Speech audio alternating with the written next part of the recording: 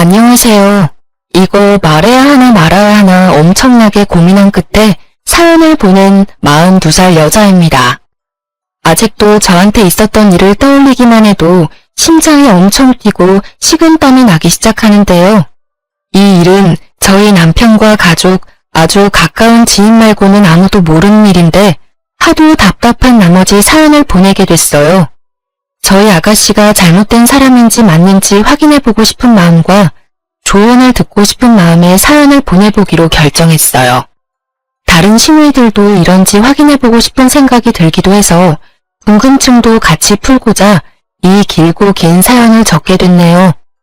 동갑내기 남편과 3년 연애 끝에 결혼하게 됐어요. 친구였다가 연애를 하여 결혼한 케이스인데요. 그런 남편한테 6살 어린 여동생이 있다는 것쯤은 알고 있었는데 연애하는 동안 일부러 만나거나 하진 않았었어요. 전 연애하면서 굳이 가족들을 미리 만날 필요까지 있을까? 라는 생각을 가지고 있던 사람이라서 연애하는 동안 남편이 만나자고 하는데도 일부러 만나지 않으려고 자리를 피해왔어요. 근데 지금 생각해보면 미리 만나보는 것도 좋았을 것 같다는 생각을 하기도 하는데요. 그 이유는 우리 아가씨가 매우 별난 사람이기 때문인데요. 아가씨는 기본적으로 좀 이쁘게 생긴 편이에요. 정확히 말하면 싸가지 없게 생겼지만 이쁘게 생긴 건 분명한 얼굴을 가진 사람인데요. 제가 방금 말한 것처럼 우리 아가씨는 생긴 대로 노는 사람이에요. 이쁘게 생긴 편이지만 착하게 생기지 않다는 말로 인물값을 제대로 하더라고요. 기본적으로 예의가 없고 완전 개인주의, 이기적인 사람인데요. 하고 싶은 말이 있으면 걸러서 얘기하지 않고 생각한 그대로 입 밖으로 내뱉어요. 예를 들자면 저와 남편의 상견례 자리였어요. 그때 아가씨를 처음 본 자리였는데요. 안녕하세요. 오빠 여동생 김나영이에요. 예전부터 언니에 대해 많이 들었어요. 오빠가 언니 엄청 착하고 이쁘게 생겼다고 그렇게 칭찬을 많이 해왔었는데 생각한 거에 비하면 그렇게 이쁜 얼굴도 아니네요. 야, 너는 무슨 이런 자리에서 말을 그렇게 해. 넌 입 다물고 가만히 있어. 왜? 오빠가 예전부터 그랬었잖아. 세운이 될 사람 엄청 청순하고 귀엽다고. 내 눈에는 막 귀엽고 그렇지는 않아서 하는 말이야. 오빠 콩깍지 제대로 씌웠구나? 넌 사람 면전에 대고 못하는 말이 없어. 너 끝날 때까지 입 다물고 밥이나 먹어. 아이고 사돈, 제 딸이 아직 철이 없어서 해야 할 말 해선 안 되는 말 잘 구분을 못해요. 이렇게 중요한 자리에서 분위기 어수선하게 만들어서 죄송합니다. 세아가, 내가 얘 대신해서 사과할게. 미안해. 아닙니다. 괜찮아요. 솔직하고 좋네요. 이렇게 기본적인 예의조차 없는 사람이에요. 이건 애교 수준으로 이제껏 엄청 많은 사건 사고가 있었는데요. 우선 아가씨에 대해서 몇 가지 말해보자면 방금 말한 그대로 싸가지를 밥 말아먹은 성격이고 게다가 한 번도 일해본 적이 없는 백수예요. 대학교 졸업한 뒤로 파트타임 아르바이트 몇 개 해본 적은 있는데 그것도 딱 한 달씩만 하고 금방 그만두더라고요. 돈 벌기 너무 싫고 다른 사람 비위 맞춰가면서 일하기 너무 힘들고 싫다고 하더라고요. 사실 저희 시부모님은 재력이 있으신 편으로 건물과 땅이 많으세요. 그래서 아가씨가 시부모님의 재력을 믿고 일을 안 하려고 하는 게 정말 심하더라고요. 시부모님께 한 달에 한 번씩 현금만 100만 원씩 용돈으로 받는 편이고 게다가 신용카드는 별도로 사용하고 있어요. 남편과 시어머님께 들어보니 한 달에 신용카드 값만 1000만 원까지도 나온 적이 있다고 하네요. 평균적으로 3,400만 원은 사용한답니다. 시부모님께선 이 정도 돈은 크게 느껴지지 않을 정도로 재력이 상당하지만 의외로 돈이 많다는 걸 티를 내지 않는 분들이세요. 그래서 시부모님이 돈이 많은 재력가라는 걸 모르고 있으신 지인분들이 더 많다고 하는데요. 검소하게 사려고 하시는 시부모님과 다르게 아가씨는 명품이란 명품을 모조리 사서 그걸 인스타그램에 자랑하거나 친구들한테 뽐내는 걸 그렇게 좋아하더라고요. 그거 믿고 아가씨한테 접근한 친구들과 남자들이 엄청 많았다고 하네요. 아가씨한테 빼먹을 수 있는 거 모조리 다 빼먹고 도망간 사람이 많다고 들었어요. 그것 때문에 한때 아가씨는 우울증으로 고생한 적이 있기도 했지만 그것도 잠시였어요. 다시 우울증을 극복하고 이것저것 사치를 부리기 시작하더라고요. 우울증 극복을 명품으로 해결한 사람 우리 아가씨밖에 없을 겁니다. 그런 아가씨와 정반대 성향을 가진 사람이 저였어요. 외향적이고 예의를 밥 말아먹은 수준인 아가씨와 다르게 저는 조용조용하고 웬만한 일이 아니고서야 크게 화를 내지 않아요. 제가 워낙 조용조용하니까 할 말도 못하고 소심한 사람인 줄 아는데 최대한 말을 아끼는 것뿐이지 할 말은 다 하고 사는 사람이거든요. 손해보는 일 절대 당하지 않고요.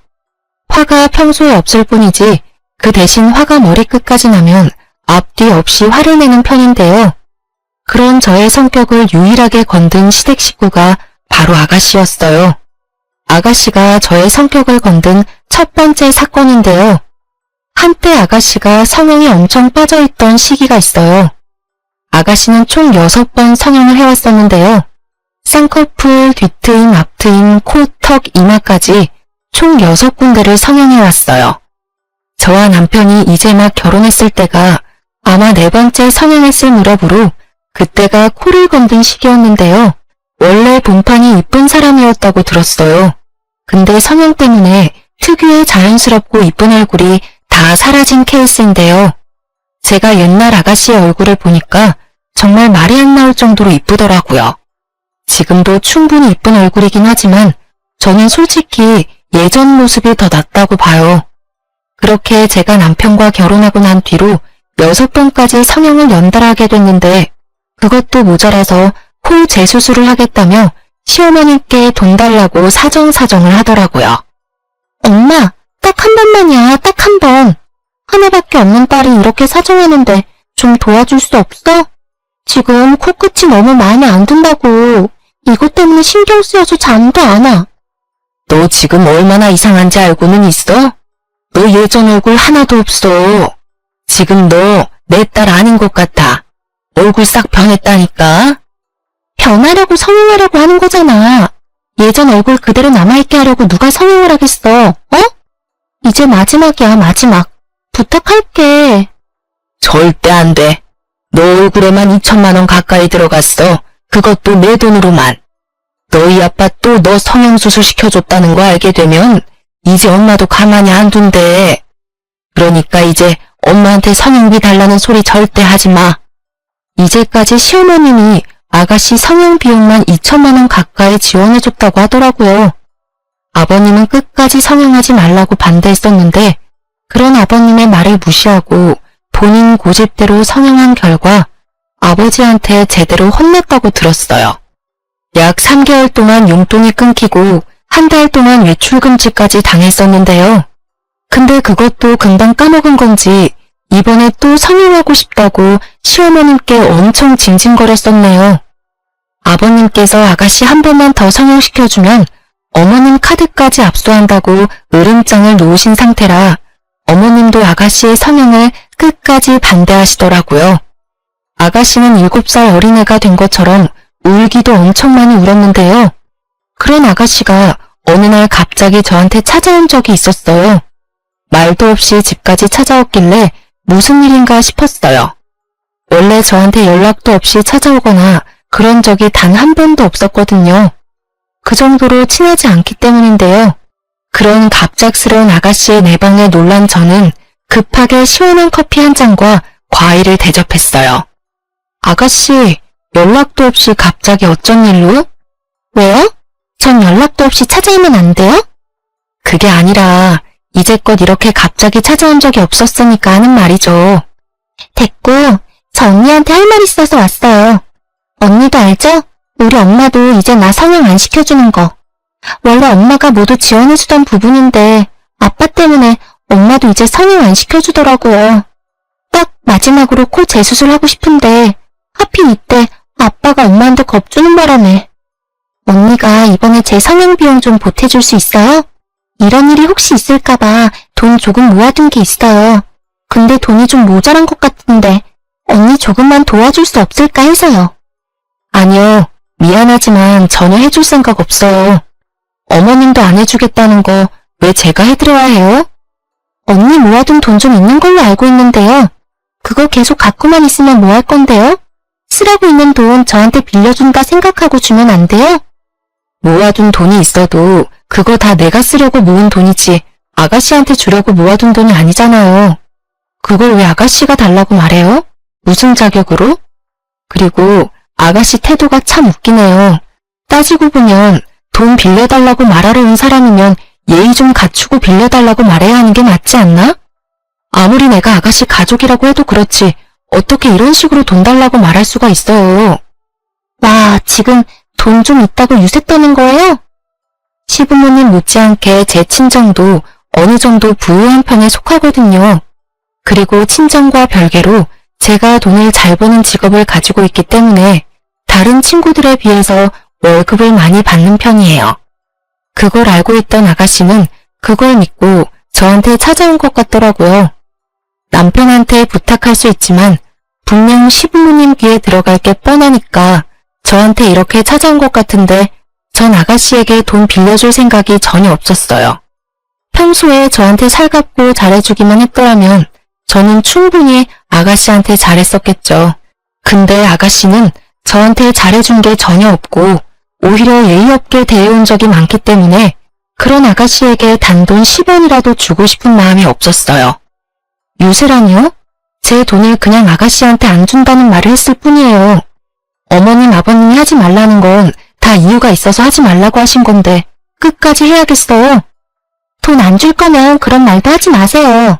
참, 돈 안 주실 거면 카드라도 주세요. 할부로 해서 매달 갚을게요. 전 절대 안 빌려줄 거니까 그만하세요. 더 이상 아가씨랑 입씨름하고 싶지 않아요. 좀 빌려줘요. 언니 돈 많잖아요. 일도 꾸준히 하는 사람이 그깟 돈 몇 푼이 뭐라고 왜 안 빌려주는 거예요? 아가씨는 저한테 카드와 돈을 빌려달라고 우기고 전 절대 안 준다고 실랑이를 하고 있는데 때마침 남편이 퇴근하고 집에 도착했습니다. 아가씨가 저한테 돈 달라고 있는 현장을 직접 목격하게 된 거였죠. 남편은 버릇없이 저한테 돈 달라고 하는 아가씨의 모습에 엄청 화가 났습니다. 생각보다 빨리 집에 도착한 남편을 보고 아가씨는 몹시 당황했죠. 사실 아가씨는 남편 몰래 저한테 돈을 빌릴 생각이었어요. 그래서 일부러 남편 퇴근하기 전에 저희 집에 왔던 거였는데 생각보다 남편이 빨리 퇴근해서 왔던 거였죠. 오빠, 언제 왔어? 생각보다 빨리 퇴근했네? 너 이 시간에 여기서 뭐해? 돈이라니? 너 지금 나 몰래 돈 빌리려고 온 거야?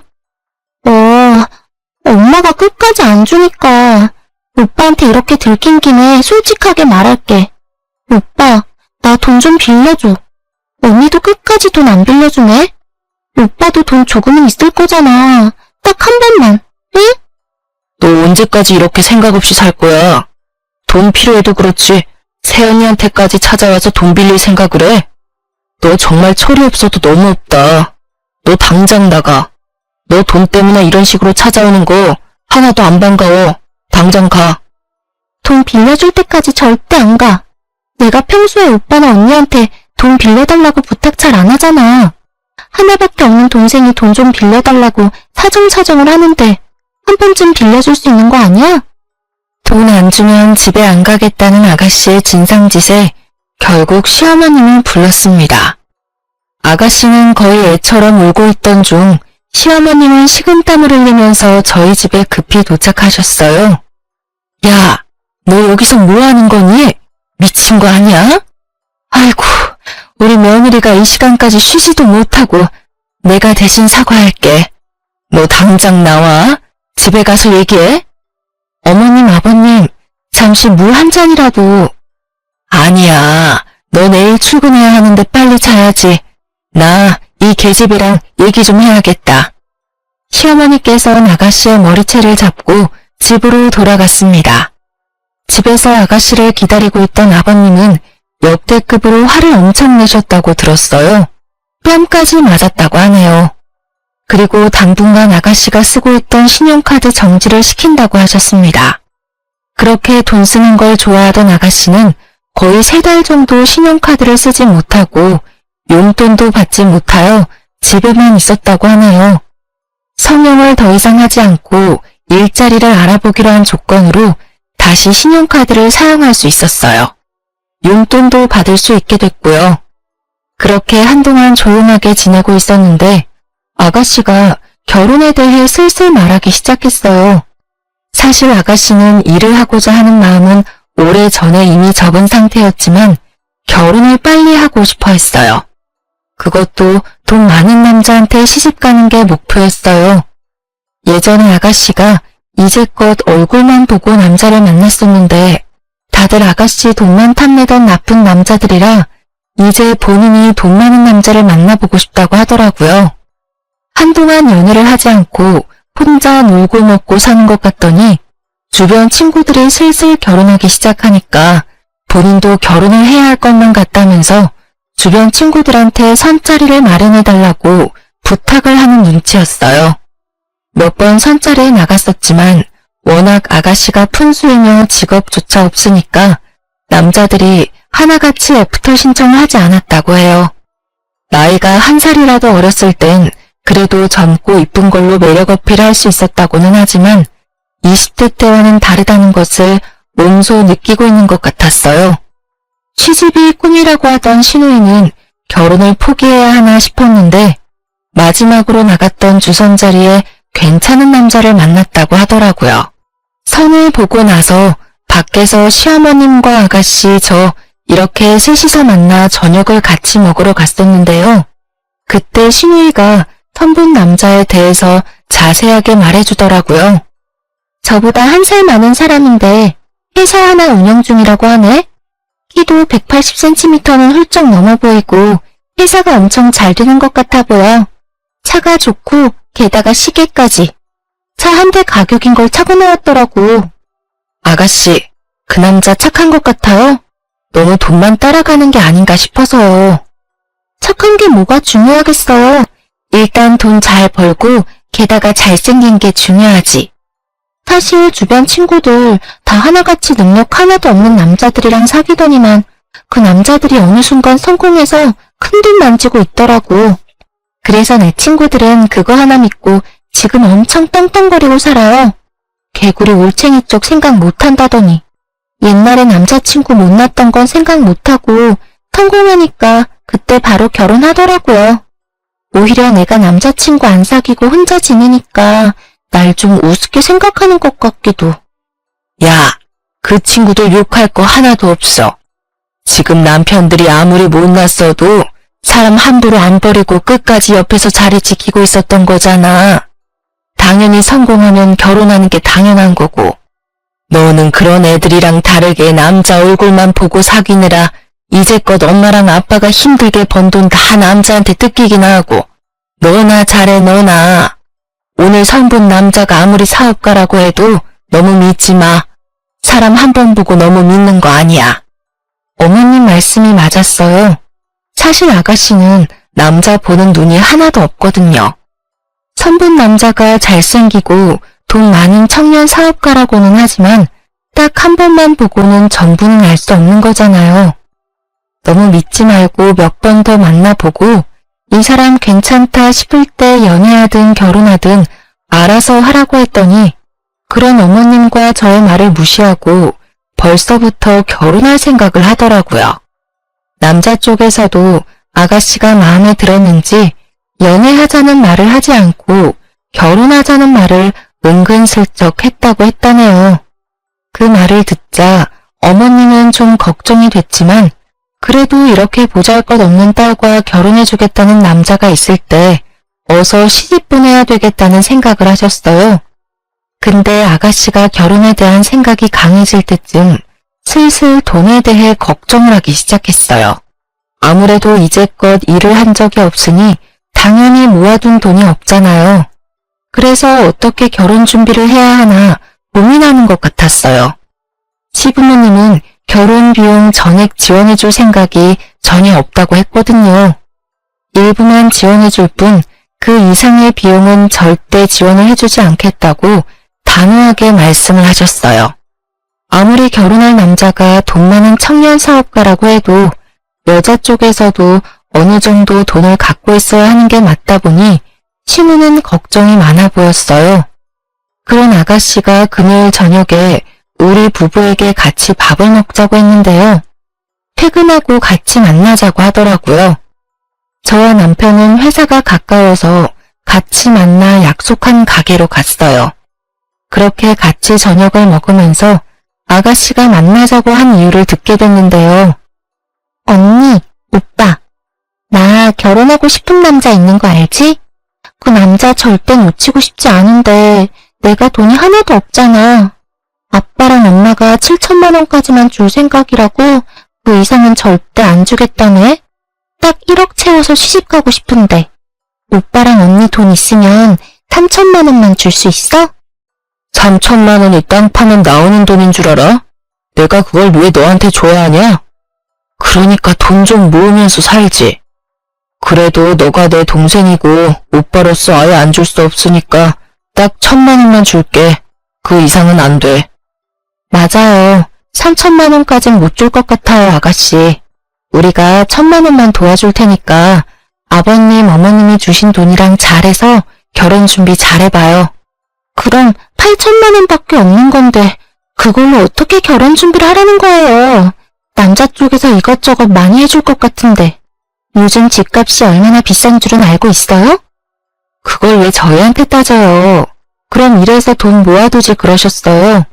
이제까지 놀기만 해놓고 왜 우리한테 돈 안 주냐고 징징거리면 어쩌자는 건데요. 우리는 뭐 돈을 편하게 버는 줄 알아요?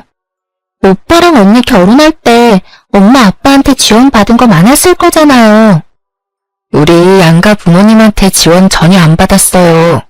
우리 부부가 이제껏 벌어놓은 돈으로 시작했고 지금 살고 있는 신축 34평 아파트도 열심히 돈 모은 덕분에 들어갈 수 있었고요. 우리가 다니고 있는 대기업 회사, 집 이런 거 운이 좋아서 이룬 게 단 하나도 없었어요. 우리가 서로 노력해서 이룬 결과라고요. 근데 아가씨는 모든 걸 다 편하게 얻고 싶은 거잖아요. 이 사람 말 틀린 거 하나도 없어. 그냥 이렇게 부모님이 어느 정도 지원해준다고 할 때 그걸로 결혼해. 그 돈도 절대 적은 돈 아니야. 남들은 그 돈도 없어서 결혼 못해. 우리 집에 시집와서 쥐뿔도 안 한 주제에 말만 잘하네. 아가씨, 방금 뭐라고 했어요? 제가 쥐뿔도 안 했다고요? 그렇잖아요. 언니가 우리 집에 시집와서 해준 게 뭐가 있어요? 우리 엄마랑 아빠가 워낙 건강하고 잘 사는 사람들이니까 당연히 해줄 게 전혀 없었겠죠. 언니도 부족하지 않은 친정 두고 있는 입장이면서 정작 제대로 들고 온 게 없잖아요. 몸만 들고 시집 온 거 아니에요? 말을 왜 그렇게 해요?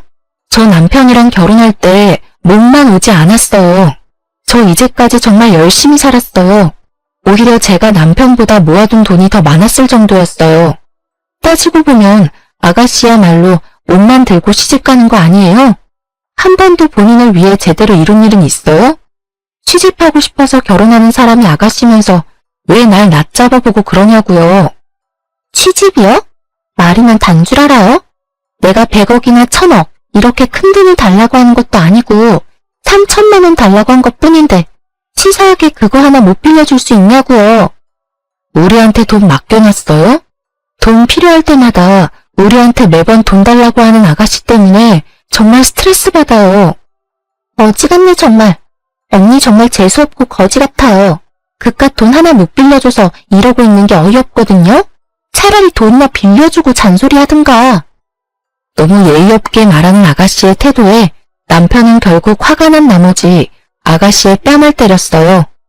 사람들은 웅성웅성하고 남편한테 맞은 아가씨는 눈물을 흘렸는데요. 내가 뭘 잘못했다고 또 때려? 오빠 요즘 내가 뭐 하나만 때리더라? 너 말 그렇게 하는 거 고쳐. 그리고 이 사람 말대로 우리가 왜 널 도와줘야 하는 건데? 부모님이랑 우리가 널 도와주는 게 왜 당연한 것처럼 말하냐고. 솔직히 너 결혼한 거 맞아? 결혼한다는 녀석이 이제까지 집에 결혼할 남자 한 번도 안 데리고 온 게 말이나 돼? 그 사람이 워낙 바쁘니까. 바빠도 그렇지. 너 그 사람 내 눈앞에 데리고 오기 전까지 부모님도 그렇고 우리한테 돈 한 푼이라도 받을 생각하지 마. 그 사람이랑 그렇게 결혼하고 싶으면 그 돈 많은 남자한테 결혼 비용 전부 내라고 하던지. 그리고 너 당장 언니한테 사과해. 몸만 왔다, 아무것도 안 했다. 이딴 말을 너가 왜 하는데? 엄마도 가만히 있는 걸 왜 너가 이래라 저래라 말하냐고. 정작 아무것도 안 하고 있는 놈이. 너 당분간 우리 볼 생각하지 마. 이날 남편한테 제대로 혼난 아가씨는 집에 가서도 시부모님께 엄청 혼났어요. 아가씨를 집으로 데려다 줄 겸 시부모님한테 이날 있었던 일을 모두 말하기 위해 아가씨를 데리고 시부모님 댁으로 바로 갔었는데요. 시부모님은 이날 있었던 일에 대해 전부 들은 순간 화가 엄청 나셨어요. 야, 너가 뭔데 오빠네한테 돈을 달라고 뻔뻔하게 요구를 할 수가 있어. 우리가 7천만 원 주는 것도 모자라다고 했다며? 이게 정말 정신이 어떻게 된 거야? 너 게다가 새언니한테 몸만 왔다는 둥, 거지 같다는 둥, 그런 말 정말 했어? 솔직히 이해가 안 가. 시동생한테 돈 주는 게 그렇게 아깝나? 엄마도 그래. 하나밖에 없는 딸이 시집 간다는데 고작 7천만 원밖에 안 줘? 너가 뭔데? 이제까지 엄마 아빠 돈만 축내던 년이 7천만 원 받는 것도 감사하게 생각해야지. 지금 너가 더 거지 같아. 오빠는 장가갈 때 우리 돈 하나도 안 가져갔어. 그리고 너가 몰라서 하는 말 같은데 너 새언니는 우리 집에 시집 올 때 나한테 명품 가방이며 용돈 쓰라고 2천만 원까지 줬던 사람이야. 절대 몸만 온 사람이 아니라고. 지금 이 나이에 부모님 도움 하나도 안 받고 사는 부부가 얼마나 많을 것 같아? 너 새언니 발톱 때만도 못한 인간이야. 그런 너가 새언니한테 그런 말 할 자격 전혀 없어. 엄마는 누구 편이야? 내가 죽는다고 해도 그런 말 할 거야? 결국 시어머님은 화를 참지 못하고 주방에 있던 가위로 아가씨의 머리카락을 듬성듬성 자르기 시작했어요. 결국 더벅머리로 슈컷이 돼버렸는데요. 항상 긴 생머리만 고집하고 머리에만 한 달에 100만 원 가까이 투자하던 아가씨는 이날 하도 울어서 탈수 증세까지 왔었어요. 곧 결혼을 앞두고 있는 아가씨 입장에서 당연히 놀랄 일이죠. 그런 와중에도 결혼 준비를 하려고 하던 아가씨에게 안 좋은 소식이 들렸는데요. 아가씨가 상견례 자리를 갖기 전 결혼할 남자친구를 우리에게 소개시켜준다고 자리를 마련하려고 했어요. 그렇게 저녁을 같이 먹기로 날을 잡았는데요. 같이 저녁 먹기로 한 당일 갑자기 아가씨한테 울면서 전화가 왔습니다. 놀란 우리는 서둘러 아가씨한테 갔는데요. 시댁에 도착하니 시아버님은 말없이 담배만 피우시고 시어머니는 침대에 누워서 시름시름 앓고 있었습니다. 거실 바닥에서 아가씨는 엉엉 울고 있었고요. 알고 보니 결혼 약속을 한 남자친구가 사기꾼이라고 하더군요. 청년 사업가라는 것은 전부 거짓말이었고 아가씨처럼 순진한 사람들만 꼬셔서 돈을 받아내던 사람이더라고요. 알고 보니 전에도 몇 명의 여자들과 결혼 약속을 잡아놓고 수천만 원씩 돈을 받아낸 뒤 잠수를 탔던 사람이었습니다. 다행히 아가씨는 부모님께 받기로 한 7천만 원 모두 사기당하진 않았지만 약 2천만 원 가까이 뺏겼다고 들었어요.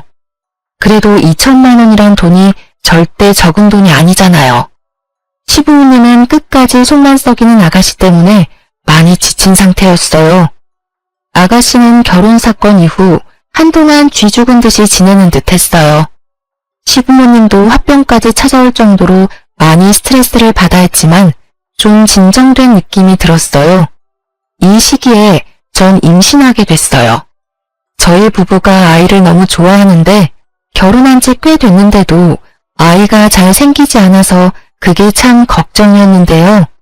한동안 이런저런 일이 많았었기에 우리 부부도 그렇고 시부모님도 많이 지치고 우울했었는데 제가 임신을 한 덕분에 집안 분위기가 180도 확 달라졌어요. 시부모님은 제가 임신했다는 소식을 듣자마자 정말 행복해 하셨어요. 시어머님은 눈물까지 흘리면서 절 꼭 안아주시기까지 했는데요. 아이 하나로 이렇게 가족 전부 다 행복해하는 모습을 보니 제가 다 기분이 좋았어요. 근데 정작 아가씨는 엄청 좋아하지 않았어요. 오히려 제가 임신한 게 반갑지 않은 눈치였는데요. 제가 임신한 순간부터 시어머님께서 산모와 아이에게 좋은 음식부터 영양제까지 한가득 챙겨주셨는데요. 아무래도 첫 손자이기도 하고 제가 워낙 아이 갖기 힘든 몸을 가진 상태에서 아이가 생긴 거라 산모부터 건강해야 아이가 건강한 거라고 엄청 잘 챙겨주셨어요. 근데 신우이는 온 가족이 저한테만 관심이 집중되는 게 싫었었나 봐요. 질투가 심해지더라고요. 우리 며느리 갈비찜 좋아하지? 이거 내가 직접 재료 하나하나 다 사서 만든 거니까 안심하고 먹어도 좋아. 이럴 때 엄마가 많이 먹어야지 뱃속에 있는 아기도 무럭무럭 자라는 법이야. 잘 먹겠습니다. 제가 임신하는 바람에 어머님이 고생 많이 하고 계시네요. 죄송해요. 제가 빨리 아기 낳고 집안일 자주 도와드릴게요. 너가 건강한 아이 낳아주는 것만으로도 그게 나한테 효도야, 효도. 너랑 아이만 건강하면 그걸로 됐어. 응? 고작 임신한 걸로 엄청 유세떠네. 임신한 게 우리 집안의 자랑이야. 너는 제발 그 입 다물고 조용히 있어. 가족들 있는 앞에서 사소한 일조차 질투할 정도였는데요. 내가 먹고 있는 음식이 있으면 그걸 모두 뺏어가서 본인이 먹던가 시부모님께서 주신 용돈을 몰래 훔쳐간 적이 있을 정도였어요. 아가씨의 질투가 점점 심해지던 와중에 제가 유산까지 할 뻔한 적이 있었는데요. 저와 시부모님 아가씨 이렇게 주말에 만나 동네 공원 산책을 한 적이 있었어요. 임신할 때 가벼운 산책 정도 해주는 게 좋다고 들어서 주말마다 시어머니께서 집에서 쉬고 있는 절 데리고 여기저기 자주 드라이브 시켜주거나 동네 산책 정도 같이 해주시는 편인데요. 이번엔 아가씨도 같이 가겠다고 해서 따라왔더라고요. 날도 좋아서 천천히 산책하고 있었는데 아가씨와 어머니께서 목이 마르다고 하더라고요. 시어머니께서 공원 계단에 잠깐 앉아있으면 카페에서 음료 몇 개 사온다고 하시더라고요. 그래서 아가씨와 전 계단에 앉아서 어머님을 기다리기도 했는데요. 아가씨, 여기 뷰 엄청 좋지 않아요? 사진 찍기 좋을 정도예요. 그렇네요. 언니 여기 앞에 서볼래요? 그럼 제가 사진 찍어줄게요. 하늘이 맑고 공원 뷰가 너무 좋았었기에 아가씨가 공원을 배경 삼아서 사진을 찍어주겠다고 했어요. 그렇게 전 사진 찍기 위해 자리를 잡으려고 하던 찰나에 아가씨가 계단에서 절 밀치더라고요. 너무 놀란 저는 허우적거리다가 다행히 계단 난간 손잡이를 잡았어요. 뒤에서 밀친 아가씨 때문에 저는 발목에 접질리게 되고 계단에서 뒹굴 뻔했는데요. 다행히 발목만 접질렸고 다른 곳은 크게 다치지 않았어요. 자칫 제가 계단에서 굴렀더라면 아이를 잃게 될 수 있었어요. 저는 결국 자리에 주저앉아 놀란 나머지 엉엉 울게 됐습니다. 아주 서럽게요. 언니 표정 좀 봐. 언니 정말 놀랬나 보네요. 장난인데 왜 울고 그래요? 야, 너 지금 뭐 하는 짓이야? 어머어머, 우리 새아가 괜찮아? 다친 곳이라도 있니? 저 멀리서 지켜보고 있던 어머님께선 소리를 지르며 저한테 달려오셨어요. 일단 제가 괜찮은지 상태부터 확인하시더라고요. 전 그런 어머님을 보자마자 눈물이 더 나왔습니다. 절 안아주셨고 다독여주시더라고요. 눈치 없는 아가씨는 그저 깔깔깔 웃고만 있더군요. 시어머님은 화낼 대로 화가 난 상태였어요. 그 자리에서 아가씨 뺨을 연속으로 3대나 때리셨어요. 너 지금 이게 뭐 하는 짓이야? 너 때문에 은지 다칠 뻔했잖아. 장난이야. 장난 좀 친 걸로 왜 날 때려? 내가 뭘 그렇게 잘못했다고. 아주 유난이야. 새언니 너 때문에 크게 다칠 뻔했어. 너 이거 살인미수야, 살인미수. 가뜩이나 배 나온 상태인데 너 때문에 아이 잘못되기라도 하면 가만 안 둬? 아가씨를 공원에 혼자 두고 어머님은 절 데리고 응급실에 같이 가주셨어요. 다행히 아이와 전 크게 다친 곳이 없었어요. 발목만 놀란 거였고 뼈가 부러진 정도는 아니었어요. 아무런 이상이 없다는 말에 얼마나 다행이던지. 응급실에서 시댁으로 바로 가게 됐어요. 연락을 받게 된 남편과 시아버님은 절 엄청 기다린 상태였더라고요. 아가씨도 저희가 집에 도착할 때 맞춰서 집에 들어왔더라고요. 아가씨가 저한테 했던 행동에 대해 알게 된 시아버님은 그 자리에서 아가씨를 향해 회초리를 들었습니다. 이씨, 아니 왜 나한테만 그래? 맨날 언니만 이뻐하고 난 사람 취급도 안 하고. 난 여기서 완전 왕따잖아, 왕따. 너가 애야? 질투 좀 난다고 임신한 사람을 밀쳐? 너 때문에 내 손자 잃을 뻔했어. 너 이제 꼴도 보기 싫으니까 당장 나가. 엄마랑 아빠는 나보다 며느리랑 손자가 그렇게 좋아? 내가 뭐만 하면 안 돼, 싫어. 이런 말만 하고 며느리는 우쭈쭈나 하고. 나 정말 억울해서 못 살아. 그 입 닥쳐. 너 때문에 내 아이 죽을 뻔했어. 절대 용서 못해. 알겠어? 한마디만 더 하면 너 경찰서에 넘길 거야. 이날 남편과 시부모님은 상상 이상으로 많이 화가 난 상태였어요. 그 자리에서 신우의 신용카드부터 명품 가방, 신발 등등 모조리 뺏었어요. 게다가 지갑에 있던 돈까지 모두 다요. 아가씨는 신용카드와 돈 모두 뺏기니 그제야 상황 판단이 됐는지 잘못했다고 싹싹 빌더라고요. 내가 잘못했어. 내가 앞으로 조용히 입 다물고 살게. 그러니까 제발 카드만이라도 돌려줘. 너 이제 앞으로 내 자식 아니야. 돈밖에 모르고 이기적인 자식 새끼 이제 없다고 생각하는 게 마음 편해. 엄마, 아빠, 나 딱 한 번만 용서해줘. 나 이거 없이는 아무것도 못해. 제발 사람 한 명 살린다 생각하고 돌려줘. 어머님한테 따로 들은 사실 하나가 있어요. 그건 아가씨의 남자친구 이야기였는데요. 저한테 그런 몰상식한 행동을 하기 전부터 아가씨가 한 남자를 만나고 있었다고 하네요. 예전에 사기꾼 한 명 만난 뒤로 남자 안 만날 것처럼 살더니 언제부터 돈 씀씀이가 다시 커졌다고 해요. 한동안 집에만 있는 것 같더니 일주일에 6일을 밖에서 생활하는 것 같길래 시부모님 입장에서 좀 이상하다고 느꼈다네요. 신용카드 값만 500만 원 이상씩 몇 달을 그렇게 썼다고 해요. 한 번만 더 이렇게 쓰면 신용카드 정지시킨다고 경고까지 했었는데 계속 그렇게 써왔다고 해요. 알고 보니 아가씨가 만나고 있던 남자가 노래방에서 선수로 일하고 있었다고 해요.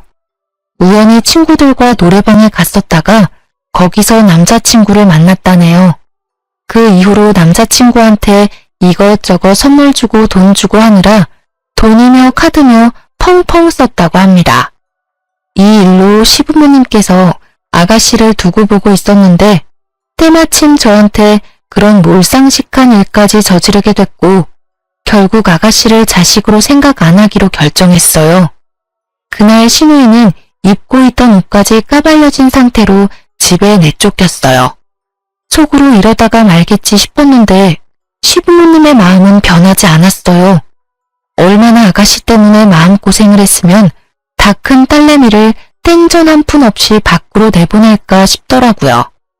그렇지만 그런 아가씨를 보니 속이 다 시원해지더라고요. 제가 이제까지 당한 일들을 보상받는 기분이 들기도 했었고요. 이 사건 이후로 한동안 신우의 행방에 대해 모르고 지내고 있었는데요. 저희 시부모님과 남편, 저 이렇게 다 같이 밥 먹고 있는데 갑자기 아가씨가 찾아왔어요. 그 이유는 임신 때문이었어요. 엄마, 아빠, 잘 지냈어? 너 여기가 어디라고 찾아와? 당장 안 가? 엄마, 나 한 번만 살려줘. 나 지금 임신이래. 눈앞이 깜깜해. 나 정말 힘들어서 죽을 지경이야. 그 더러운 자식 아이라도 가진 거야? 넌 여전히 제대로 사는 법이 없구나. 이제 정신 차리고 살겠다며. 근데 아직도 정신 못 차리고 그렇게 살고 있던 거였어? 넌 역시 안 되겠다.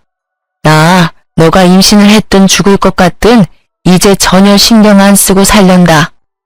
나 돈이라도 빌려줘 그럼. 나 앞으로 이 아이 혼자 키워야 할 것 같아. 근데 이 몸으로 일하기 너무 힘들어. 거지 같은 자식. 일도 제대로 못하고 아직도 돈이나 축내다니. 그건 너가 알아서 할 일이잖아. 넌 이제 내 자식 아닌데 내가 너한테 돈을 왜 주니? 앞으로 우리 집 근처에도 얼쩡거리지 마. 너가 죽는다고 해도 장례식 절대 안 가. 어머님은 집에 있는 소금을 아가씨한테 뿌리면서 내쫓았어요. 이날 이후 아가씨에 대해 몇 가지 알게 됐어요. 어머님께 들은 대로 선수로 일한 남자와 작은 월세방에서 살고 있었다고 해요. 근데 그 남자의 아이를 임신한 순간 그 남자는 바로 도망갔다고 하네요. 게다가 월세방 보증금까지 갖고 가서 아가씨는 돈이 정말 땡전 한 푼 없어요. 그래서 한동안 궁핍하게 생활하다가 도저히 안 되겠는지 미혼모 센터를 알아보고 있다고 들었어요. 그리고 임신하면 기형아 검사를 받거든요. 그 검사 결과 아가씨의 아이가 기형아로 태어날 가능성이 있다고 해요. 그래서 그 일로 스트레스가 이만저만 아니라네요. 하지만 저와 관련 없는 일이다 보니 제가 직접 나서서 도와주거나 한 건 없어요.